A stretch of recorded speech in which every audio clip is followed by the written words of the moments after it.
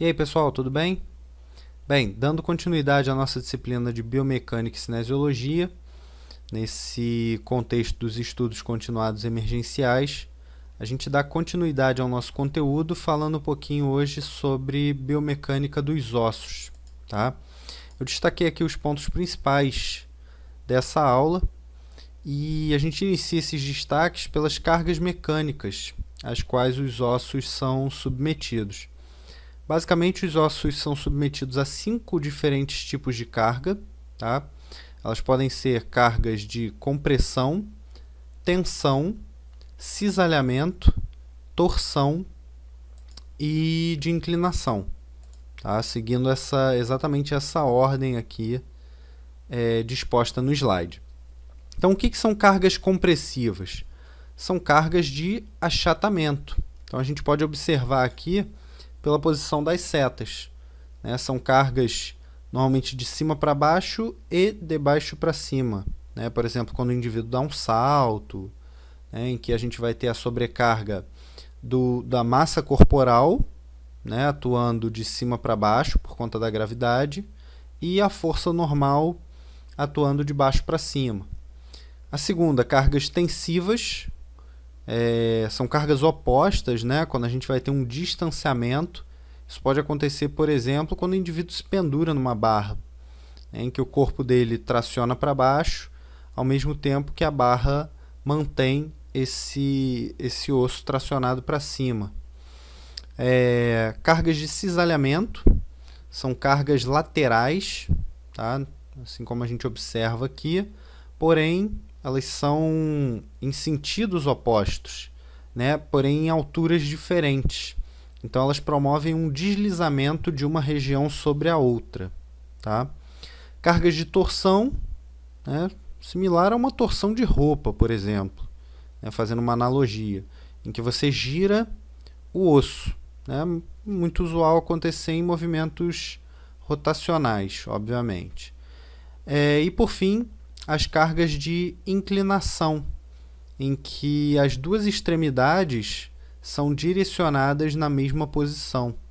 Isso pode acontecer, por exemplo, se você leva uma pancada exatamente no centro do osso e as extremidades são deslocadas para fora, né? Se você está, por exemplo, realizando uma corrida e esbarra ou alguém bate no centro do seu osso, as extremidades ósseas seguem o seu deslocamento e aí geram essa carga de inclinação, tá?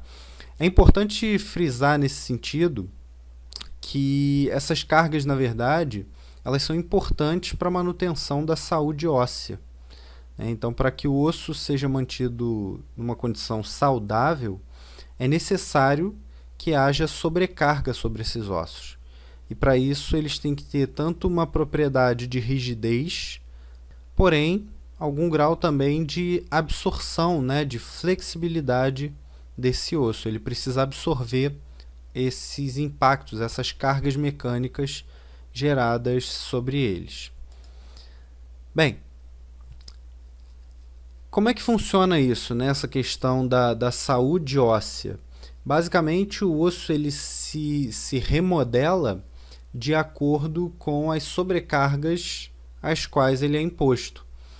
Então, toda vez que o osso é estimulado do ponto de vista de cargas mecânicas, uma série de células chamadas de osteoblastos agem na produção de tecido ósseo novo, tá? Enquanto que, opostamente, nós temos um outro tipo de célula chamado de osteoclastos que agem na remoção do osso antigo, tá? Então, esse processo de renovação óssea ele é constante e ele é diretamente proporcional a essa sobrecarga a qual o osso é submetido.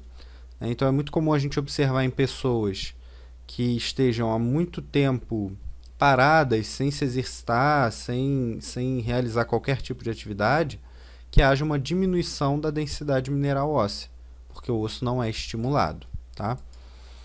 Bem, um ponto importante é a resistência óssea, né? Então essa figura aqui ela demonstra isso, uma relação entre a carga que é imposta ao osso e o grau de deformação que ele pode aceitar.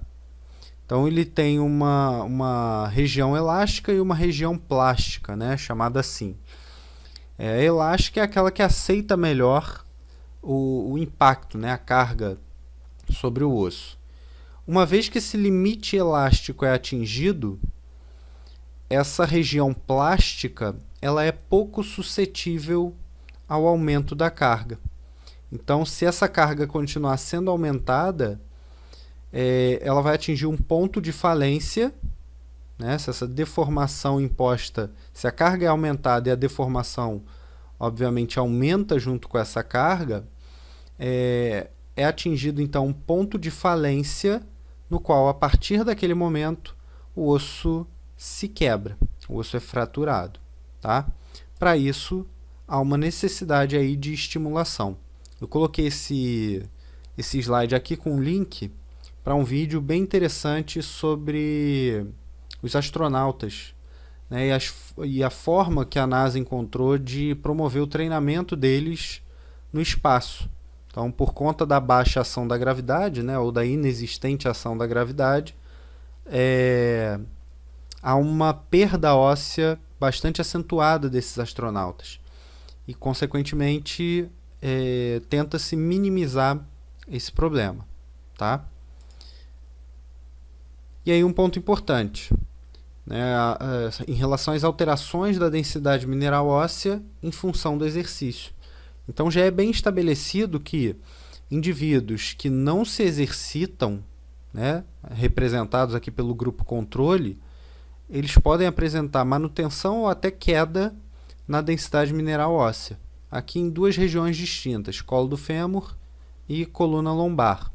Enquanto que indivíduos que são submetidos ao exercício, representados aqui pelo grupo experimental, tendem a aumentar essa densidade mineral óssea.